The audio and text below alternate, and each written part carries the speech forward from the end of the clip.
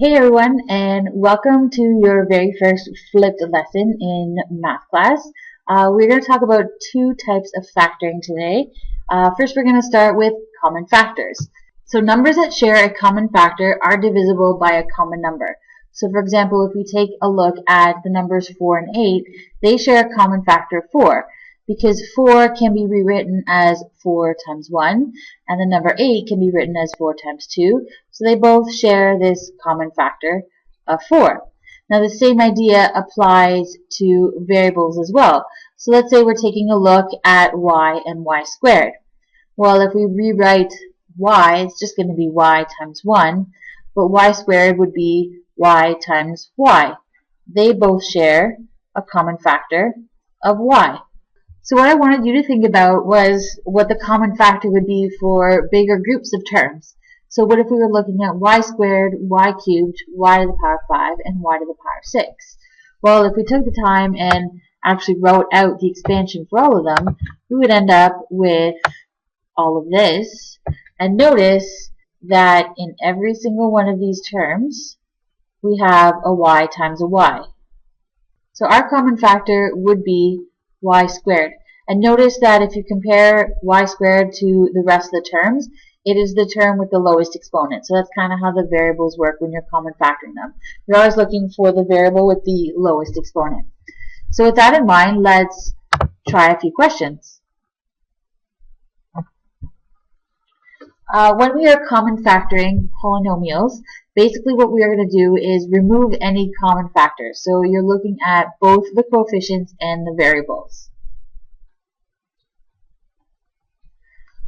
And then what's left over, we put inside a set of brackets. What's left over is kind of the result of after some division that we're doing. So basically what this process is entailing is we are reversing what we've learned for the past couple of days. So the past couple of days we have expanded and simplified. With factoring, you are doing the reverse of that. We'll start with question A here, and we'll take a look at our two terms. We have 10x and we have negative 15. Now you want to look at both the coefficients and the variables. If you start by looking at the coefficients, you can see 10 and 5 both have a common factor of 5. So then what we'll do is take each one of these terms and divide by 5. And where that goes is inside a set of brackets. So we're going to take this 10x and divide it by 5.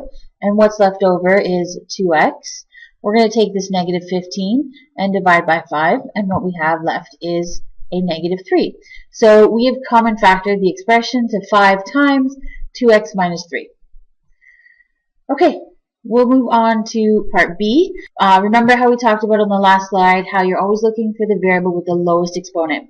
So taking a look at the two terms, yes, both of them have an x. And if you look at the exponents, this one has exponent 3, this one has exponent 1. So x to the power of 1 is our common factor. They both have a y, and you're looking at the exponents, so y squared would be the lowest exponent there. So xy squared is our common factor, and what we're going to do is divide both of these terms by xy squared. So we've got x cubed divided by x gives us x squared. Y squared divided by y squared is just 1, so we leave it as is.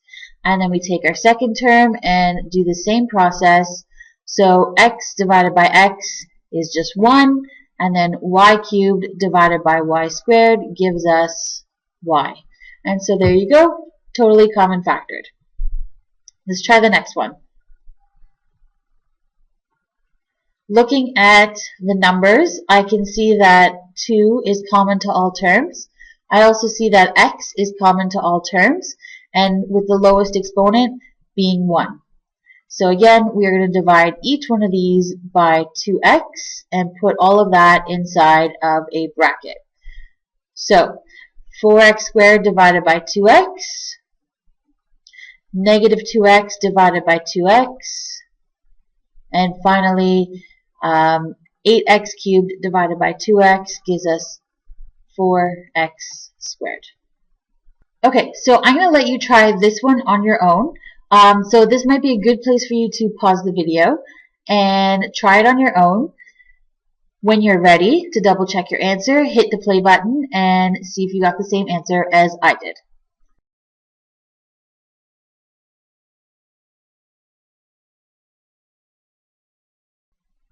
Awesome. Okay, let's take a look at E. Remember that terms are separated by plus signs and minus signs. So in fact, we actually have two terms here. This is one term because the operation happening right here in between the x and the bracket is multiplication. So that indicates that this is one term. And then there's the minus sign that separates the other term, 7 times y plus 2. So you've got two terms here.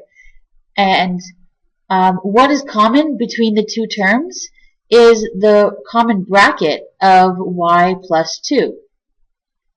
So if I took this expression and I divided by the bracket y plus 2, what's going to happen is that the entire bracket y plus 2, the entire factor there, gets divided. They kind of cancel each other out.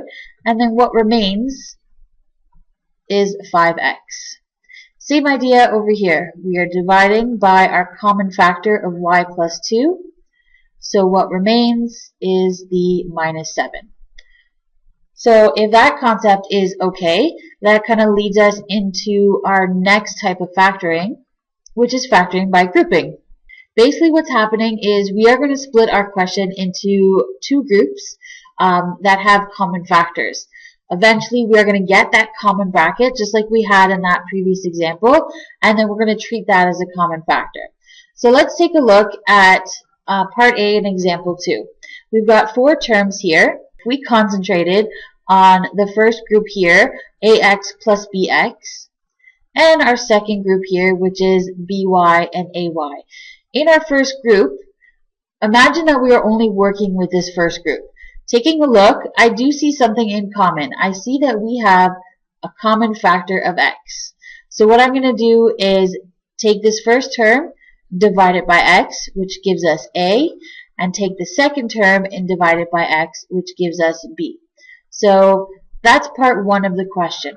Now I'm going to focus on the second part of the question, and I'm looking at the two terms, and I see that they both have a common factor of positive y. It's really important that you put the sign there because you need to indicate whether it's going to be positive or negative.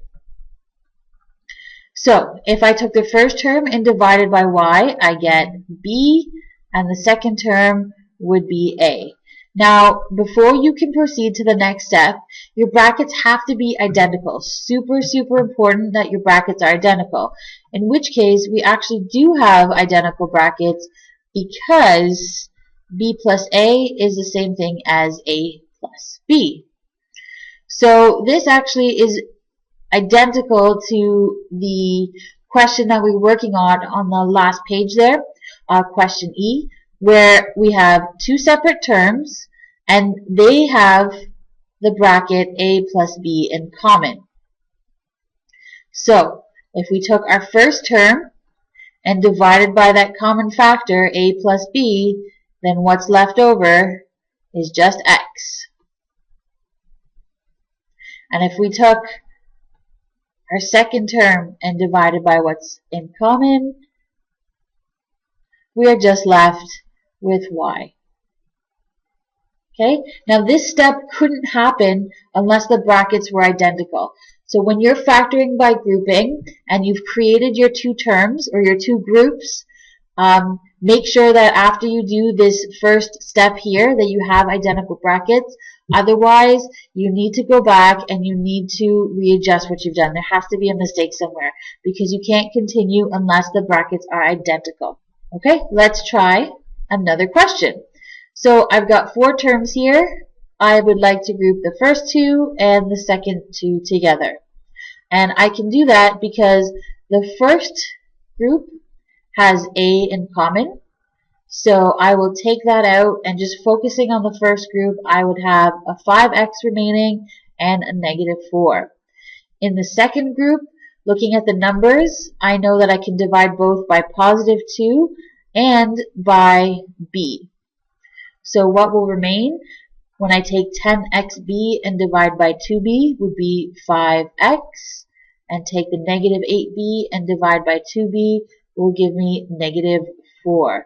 Notice how the brackets are identical, which means I can treat these two terms having a common factor of 5x minus 4.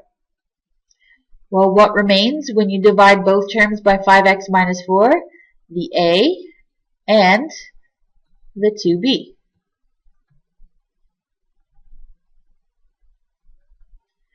Okay, part C.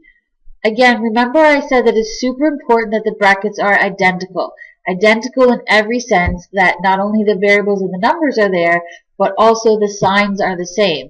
So if I took question C and I rewrote it so that in the second bracket here, we write y first, well, the y is negative, and the 2 here is positive.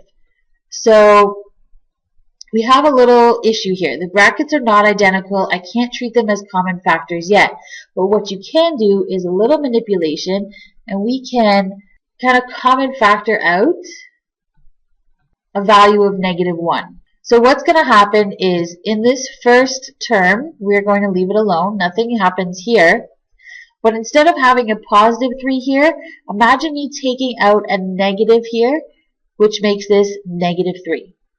Because I changed the sign here, that means it's like we've taken this -y and divided by -1, and we've taken this 2 and divided by -1.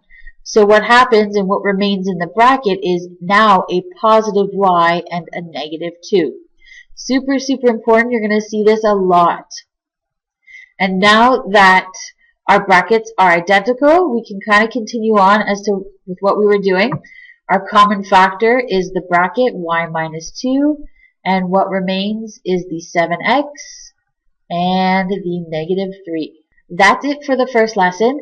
If you have any questions, please make sure to write them down and ask them in class, and I will see you next time. Take care, guys.